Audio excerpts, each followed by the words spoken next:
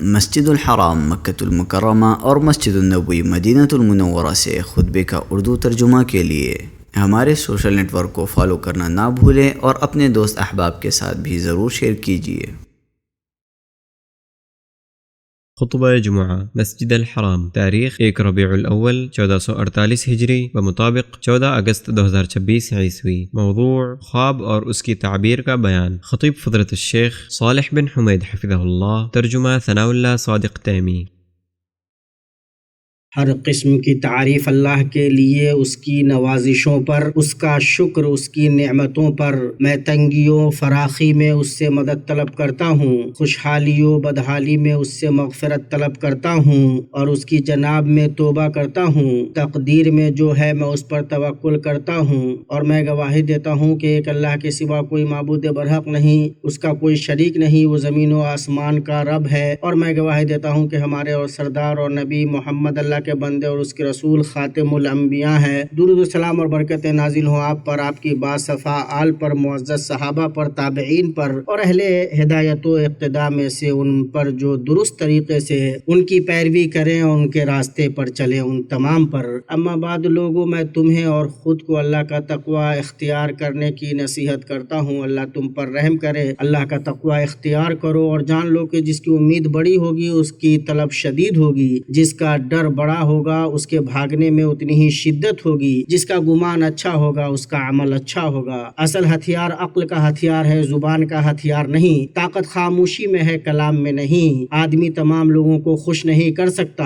لیکن وہ تمام کو اذیت دینے سے رک سکتا ہے۔ قیامت کے دن اللہ کے نزدیک سب سے برا آدمی وہ ہوگا جسے لوگوں نے اس کے شر کی وجہ سے چھوڑ دیا ہو۔ تم یقیناً کوچ کرنے والے ہو اور نشان باقی رہ جائے گا۔ اللہ تبارک و تعالیٰ کا فرمان ہے، جو شخص نیک کام کرے گا وہ اپنے نفع کے لیے اور جو برا کام کرے گا اس کا وبال اسی پر ہے، اور آپ کا رب بندوں پر ظلم کرنے والا نہیں۔ مسلمانوں، انسانی نفس غیب کی چھپی ہوئی باتوں کو جاننا چاہتے ہیں، دل مستقبل کے نامعلوم امور پر مطلع ہونے کی خواہش رکھتے ہیں، یہاں تک کہ وہ ستارہ شناسوں، ریت پر لکیر کھینچ کر پھال نکالنے والوں، کاہنوں اور برجوں کی خبر دینے والوں سے جڑ جاتے ہیں۔ یوں گمراہ ہوتے ہیں اور گمراہ کرتے ہیں، سوائے ان کے جن پر اللہ رحم کرے۔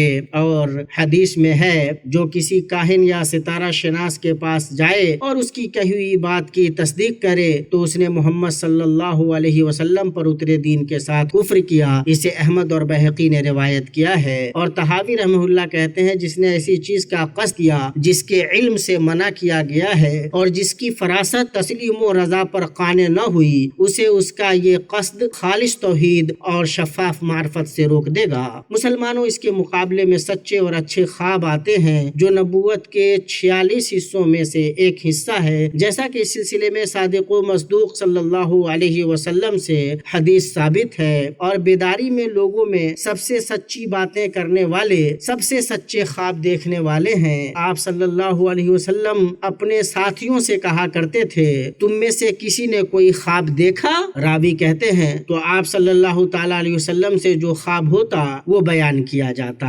حافظ نووی رحمہ اللہ کہتے ہیں، آپ صلی اللہ علیہ وسلم کا صحابہ کرام سے پوچھنے کو اس پر محمول کیا جائے گا کہ آپ صلی اللہ علیہ وسلم انہیں خواب کی تعبیر سکھاتے، اس کی فضیلت بیان کرتے اور بتلاتے کہ وہ غیب کی کن خبروں پر مشتمل ہے۔ حافظ ابن حجر رحمہ اللہ کہتے ہیں، اس میں خواب کا اہتمام سمجھ میں آتا ہے کہ اس کے بارے میں پوچھا گیا اور اس کی تعبیر کی فضیلت سمجھ میں آتی ہے۔ امام ابن القیم رحمہ اللہ کہتے ہیں، خواب بیان کی گئی مثالیں ہیں، خواب دیکھنے والا دی گئی مثالوں سے اس کے مثل چیزوں پر استدلال کرتا ہے، اس سے وہ اس کے مشابہ چیز کو عبور کرتا ہے، اسی لیے خواب کی تفسیر و تعویل کو تعبیر کہا گیا ہے۔ قرطبی رحمہ اللہ کہتے ہیں، خواب معزز حالت اور مقام بلند ہے۔ شیخ ابن سعدی رحمہ اللہ کہتے ہیں، خواب کی تعبیر کا علم شرعی علوم میں سے ہے اور یہ فتویٰ میں داخل ہے۔ اللہ تعالیٰ نے یوسف علیہ السلام کے قصے میں فرمایا، اور اسی طرح تیرا رب تجھے برگزیدہ کرے گا اور تجھے خواب کی تعبیر سکھائے گا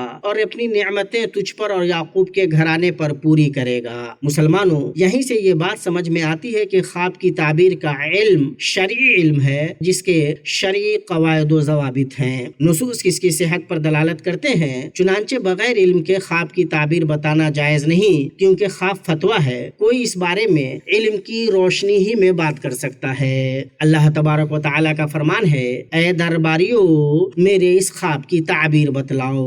امام مالک رحمہ اللہ سے پوچھا گیا، کیا ہر ایک شخص خواب کی تعبیر بیان کر سکتا ہے؟ امام مالک نے فرمایا، کیا نبوت سے کھلواڑ کیا جائے گا؟ مسلمانوں، خواب کی 3 قسمیں ہیں۔ پہلی قسم ہے اچھے خواب، اور یہ اللہ کی طرف سے ہوتے ہیں، اور یہ نبوت کے 46 حصوں میں سے ایک حصہ ہیں، اور یہ خواب حق ہیں اور سچی بشارت ہیں۔ امام بخاری نے ابو سعید خدری رضی اللہ تعالیٰ عنہ سے روایت کیا ہے کہ نبی صلی اللہ تعالیٰ علیہ وسلم نے فرمایا، جب تم میں سے کوئی ایسا خواب دیکھے جسے وہ پسند کرتا ہے تو وہ اللہ کی طرف سے ہے، اسے اس پر اللہ کی حمد بیان کرنی چاہیے۔ اچھے خواب سے مومن کو خوشی ملتی ہے، اسے خواب پسند آتا ہے لیکن وہ اسے دھوکے میں نہیں ڈالتا۔ یہ خیر و سکون کا باعث ہوتا ہے جب حق اور شریعت کے مطابق ہو۔ اچھے خواب سے مانوس ہوا جاتا ہے اور خوش ہوا جاتا ہے، لیکن اس پر تکیہ نہیں کیا جاتا۔ ابن عبد البر رحمہ اللہ فرماتے ہیں، سچے خوابوں کی تصدیق کرنا حق ہے۔ ان میں اللہ کی نادر حکمتوں اور مہربانیوں میں سے ایسی چیزیں ہوتی ہیں جن سے مومن کا ایمان اور بھی بڑھ جاتا ہے۔ اللہ تبارک و تعالیٰ کا فرمان ہے، یقیناً اللہ تعالیٰ نے اپنے رسول کو خواب سچا دکھایا۔ سچے خواب باقی رہنے والی خوشخبریوں میں سے ہیں جو خیر کی بشارت دیتے ہیں، برائی سے ڈراتے ہیں۔ آپ صلی اللہ تعالیٰ علیہ وسلم نے ارشاد فرمایا، میرے بعد نبوت سے صرف خوشخبریاں رہ گئی ہیں۔ صحابہ نے پوچھا، یہ خوشخبریاں کیا ہیں؟ فرمایا،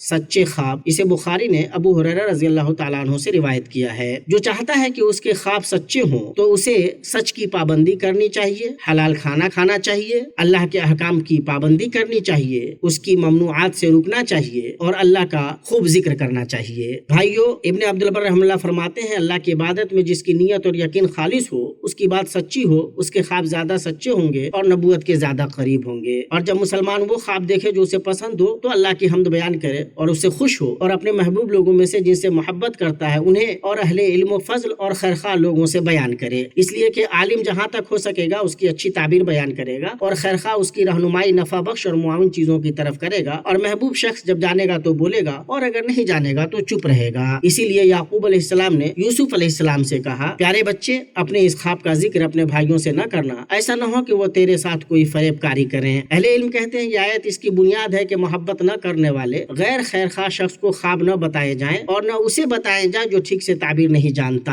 اور حدیث میں ہے، جب تم میں سے کوئی خواب دیکھے تو سوائے عالم اور خیرخواہ شخص کے کسی اور سے بیان نہ کرے۔ اور ابو رزین العقیلی رضی اللہ تعالیٰ عنہ کی روایت میں ہے، سوائے عالم یا خیرخواہ یا عقل مند کے کسی اور کو نہ بتاؤ۔ اور ایک روایت میں ہے، خواب صرف محبت کرنے والے سے بیان کرو یا پھر صاحب رائے آدمی سے۔ خواب کی دوسری قسم ہے وہ خواب جو شیطان کی طرف سے ہوتے ہیں۔ صحیحین میں ابو قتادہ رضی اللہ تعالیٰ عنہ سے روایت ہے، انہوں نے کہا، میں نے رسول اللہ صلی اللہ علیہ وسلم کو فرماتے ہوئے سنا، سچے خواب اللہ کی طرف سے ہیں اور برے خواب شیطان کی طرف سے۔ اور ابو ہریرہ رضی اللہ تعالیٰ عنہ کی نبی صلی اللہ علیہ وسلم سے روایت ہے کہ آپ صلی اللہ تعالیٰ علیہ وسلم نے فرمایا، خواب 3 طرح کے ہوتے ہیں، سچا خواب، ایک خواب جس میں آدمی اپنے آپ سے بات کرتا ہے، اور ایک خواب جو شیطان کی طرف سے غمگین کرنے کے لیے ہوتا ہے۔ اسے ترمذی نے روایت کیا ہے اور کہا ہے کہ حدیث حسن صحیح ہے۔ مسلمان جب خواب میں کوئی ایسی چیز دیکھے جو اسے ناپسند ہو تو 3 مرتبہ شیطان سے اللہ کی پناہ مانگے، جو دیکھا ہے اس کے شر سے 3 مرتبہ اپنے بائیں طرف تھوکے، کھڑا ہو جائے، نماز پڑھے، اور جس کروٹ سویا ہوا تھا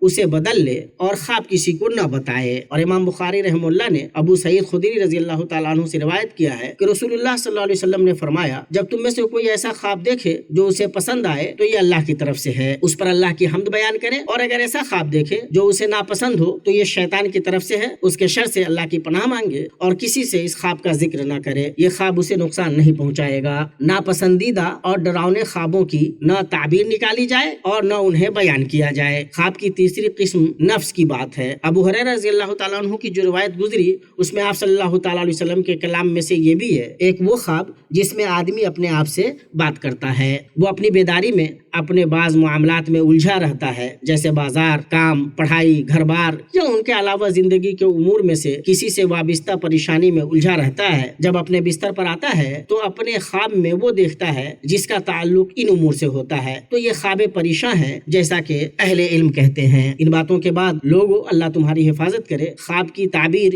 اجتہاد ہے جو درست بھی ہو سکتی ہے اور غلط بھی ہو سکتی ہے۔ کسی بھی تعبیر بیان کرنے والے کی تعبیر کو قطعی و یقینی بتانا درست نہیں۔ اللہ کے نبی صلی اللہ تعالی علیہ وسلم نے ابو بکر رضی اللہ تعالی عنہ سے فرمایا، جس وقت انہوں نے خوابوں کی تعبیر بیان کی، بعض تعبیریں تمہاری درست ہیں اور بعض نادرست۔ تعبیر بیان کرنے والے کے آداب میں سے ہے کہ اس میں شفافیت، امانت، سچائی، گہرا علم، اچھی سیرت، درست منہج اور قابل تعریف طریقہ پایا جاتا ہو۔ جاہلوں سے خوابوں کی تعبیر معلوم کرنا درست نہیں، نہ اس سے جس کا علم کم ہو یا جس کا دین کمزور ہو۔ اللہ تبارک و تعالیٰ کا فرمان ہے، یقیناً اللہ تعالیٰ نے اپنے رسول کو خواب سچا دکھایا کہ انشاءاللہ تم یقیناً پورے امن و امان کے ساتھ مسجد حرام میں داخل ہو گئے، سر منڈواتے ہوئے اور سر کے بال کترواتے ہوئے، چین کے ساتھ، نڈر ہو کر۔ وہ ان امور کو جانتا ہے جنہیں تم نہیں جانتے، بس اس نے اس سے پہلے ایک نزدیک کی فتح تمہیں میسر کی۔ اللہ مجھے اور آپ کو اپنی کتاب کے طریقے اور نبی صلی اللہ علیہ وسلم کی سنت سے فائدہ پہنچائے۔ میں اپنی یہ بات کہتا ہوں اور اللہ سے اپنے لیے، تمہارے لیے اور بلکہ تمام مسلمانوں کے لیے مغفرت طلب کرتا ہوں۔ تم بھی اس سے مغفرت طلب کرو، وہ بڑا بخشنے والا، بڑا مہربان ہے۔